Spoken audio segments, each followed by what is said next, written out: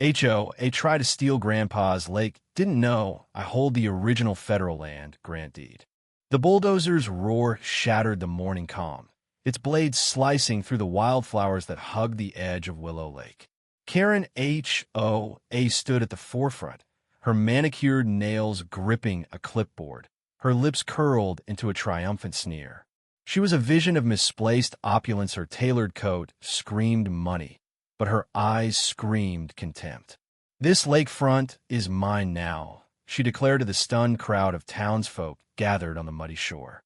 "Your little fishing hole is about to become my private resort." Her voice dripped with disdain, as if the people of Willow Creek were ants beneath her designer heels.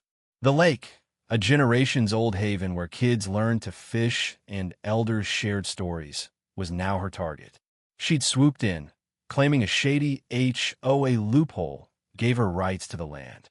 The townsfolk whispered in outrage, but Karen's confidence was unshakable, so it seemed. I stood at the back of the crowd, my fingers tracing the edges of an old leather folder in my coat pocket.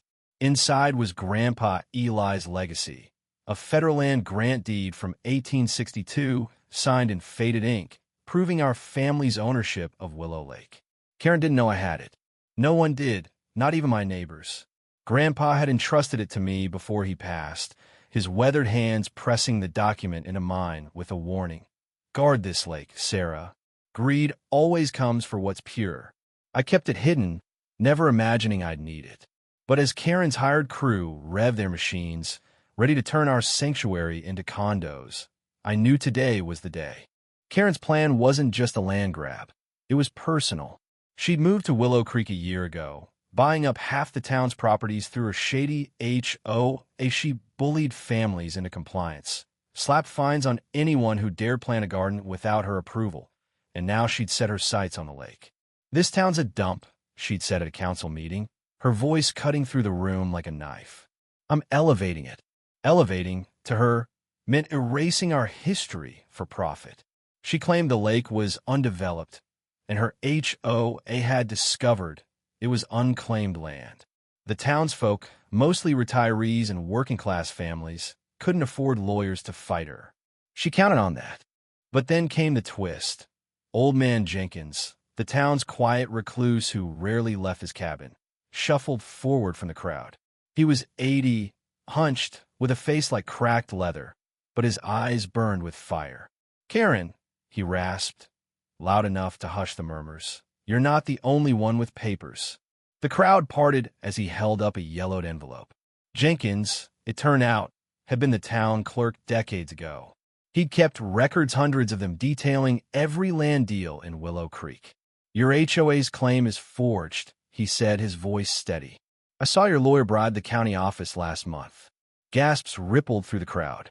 Karen's smirk faltered just for a second before she laughed it off. "An old man's delusions," she scoffed, but her eyes darted nervously to the bulldozer, still tearing up the shore. The confrontation exploded at noon. I stepped forward, holding Grandpa's deed high. "This is a federal land grant deed," I said, my voice shaking but firm. "Signed in 1862. It proves my family owns this lake. Not your HOA, Karen. Not you." The crowd erupted in cheers, but Karen's face twisted into a snarl. "That's fake," she spat, lunging toward me as if to snatch the document. The townsfolk closed ranks, blocking her. Jenkins, emboldened, waved his envelope. "And these prove your fraud," he said, pulling out notarized copies of the county's original land records. Karen's crew hesitated, their machines idling as the truth sank in. She'd been caught, but she wasn't done fighting. "You'll hear from my lawyers," she screamed, her composure crumbling. The bulldozer's destruction-torn earth, crushed flowers stood as a testament to her greed, but it was her lies that were unraveling now. Karen's downfall was swift and brutal. By afternoon, the sheriff arrived, tipped off by Jenkins' records. Her HOA's claim was a house of cards, forged signatures, bribed officials, and a paper trail that led straight to her. The crowd watched as she tried to storm off, but the sheriff stopped her, asking pointed questions about her lawyer's dealings. Her designer coat looked ridiculous now, streaked with mud from her frantic pacing. The lake, though scarred, still shimmered behind her, a quiet rebuke to her arrogance. "You can't do this," she shrieked, but the townsfolk were done listening. Jenkins handed his records to the sheriff, and I clutched Grandpa's deed tighter, feeling its weight. Karen's empire was crumbling, and the lake was ours again. In the end, Willow Lake was saved not just by the deed, but by the town's unity. We stood together, from Jenkins' quiet courage to the kids who'd grown up fishing on those shores. Karen's HOA dissolved under legal scrutiny, her resort dreams reduced to a cautionary tale. The lake scars would heal, just as the town would. I looked out at the water, thinking of Grandpa Eli's words. Greed always comes for what's pure. We'd fought it and won. But the fight wasn't just about land, it was about standing up to those who think money trumps heart. What do you think? When is it right to fight for what's yours? And when does ambition cross into greed? Share your thoughts. We're stronger when we talk.